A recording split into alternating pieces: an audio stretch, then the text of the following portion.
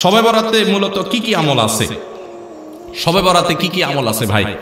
শবে বরাত উপলক্ষে ওই রাতে করার জন্য হাদিসে আলাদা করে এই আমল, এই নামাজ, এত সূরা, এতবার, এরকম কোনো কথা কোনো বিশুদ্ধ হাদিস দ্বারা প্রমাণিত না।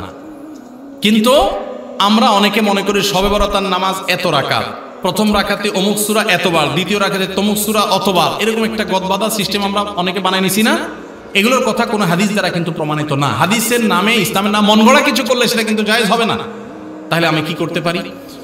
মধ্য শাবানের রাত, যেটাকে আমরা শবে বরাত বলি, এই রাতে আল্লাহ তাআলা বান্দাদেরকে সাধারণ ক্ষমা ঘোষণা করেন। এই রাতের একেবারে কোনো মর্যাদা নাই, ব্যাপারটা সেরকম না।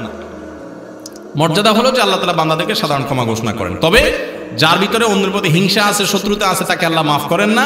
আর যে শিরকে লিপ্ত, আল্লাহ তাকে মাফ করেন না।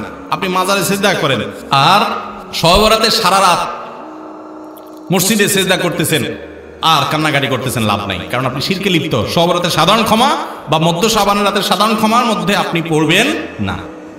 এই জন্য শবে বরাতে আল্লাহ তাআলা সাধারণ ক্ষমা যদি আপনি পেতে চান, তাহলে আপনার কি করতে হবে? আপনার নিজেকে শিরক থেকে মুক্ত করতে হবে। শত্রুতা বিদ্বেষ কারোর প্রতি রাখা যাবে না, সবাইকে মাফ করে দিতে হবে। আল্লাহ আমাদেরকে তৌফিক দান করুন।